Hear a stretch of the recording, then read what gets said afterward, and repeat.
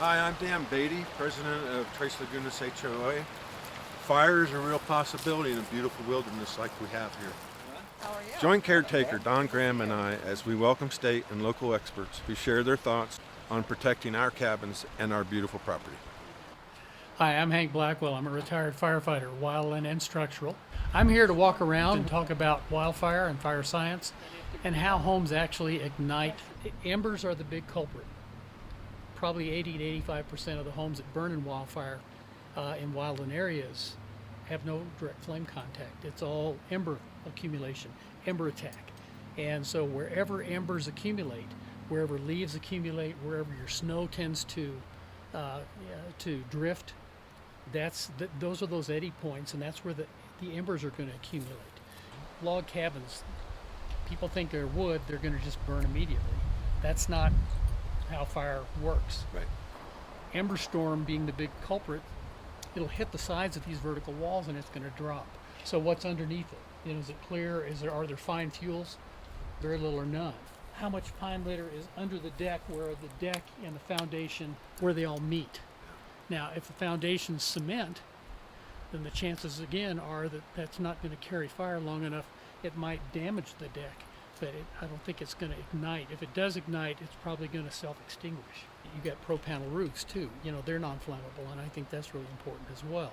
You might want to think about stopping the ridges on the pro panel, and that's simple. One of the simplest ways to do it is, the little pool noodles. Oh, yeah. That you just strip and you just pop it open and put it around your copper pipe. Right. Yeah. That's cheap. You can get 6-8 feet for a couple of dollars, and that's what I did to my own home. Is I've got a pro panel roof, and I just got up on a ladder and I just cut little 2-inch pieces and I just stuff them up in the holes.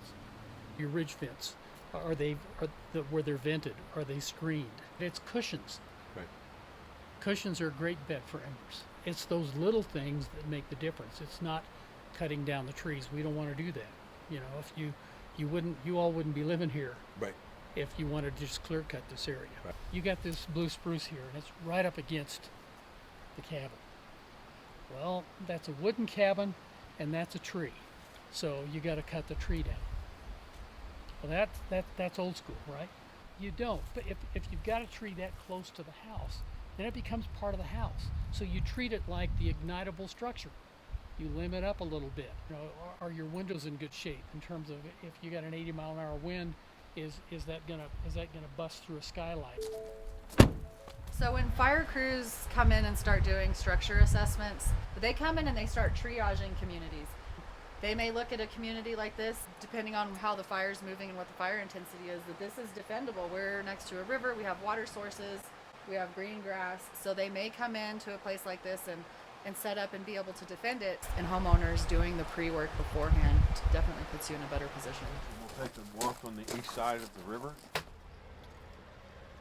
And I wouldn't suggest that everybody come in here and cut down trees to prevent fire. That's going to ruin the nature of this community. Right. But I would keep an eye on trees that are declining. You see that fork tree and see how that branch, that Yep. left, that's going to go at some point. And there's somewhat of a break in the air, but as you look into these denser stands, it's just solid fuel. So the fire can go up, down, side to side. Wherever. Here, if it's not wind driven, it tends to hit the ground, and if you don't have solid fine fuels on the ground, then it'll hit the ground and kind of slow down. Breaking up the fuel continuity is a concept that you really want to apply to managing the forest as well as in a community. Pruning up some of the dead branches and taking out the weaker, smaller trees would definitely put you in a better position over there. And that's something that could be done Fairly easy. fairly easily without bringing in a contractor. Trees fall naturally in the forest, and they serve a purpose. You see this right here, this log is on the contour of the slope, and so it slows down water movement and helps with erosion.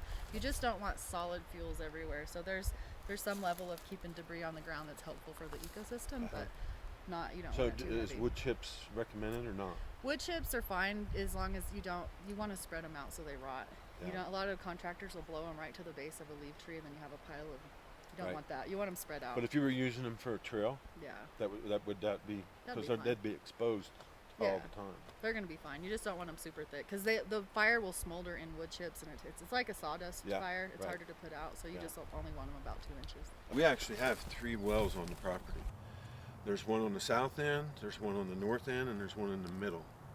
The water resources on this property are beneficial for the community of Tres Lagunas as well as the canyon. You've got the fire department that's parking here and using your water resources.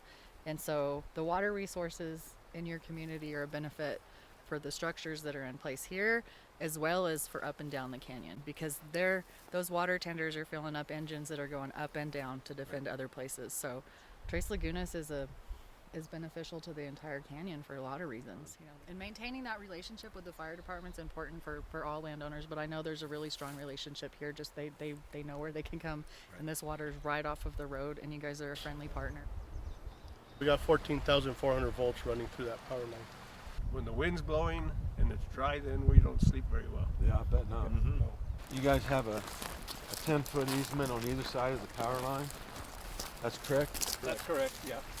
If we see a problem child, we can call. Right. When we look at that tree, you can obviously see if it fell the wrong direction, it's taken over some power lines, right? Right. Well, something like this, if you guys see something that's dead along the power line, give us a call. We'll make a trouble on it. We'll send somebody up. So you guys are pretty lucky that pretty much the majority of the stuff on your guys' property is all underground. So that in itself mitigates a lot of the fire risk for you guys. Once a fire is burning, it's important to stay up to date. Here are some links to more information.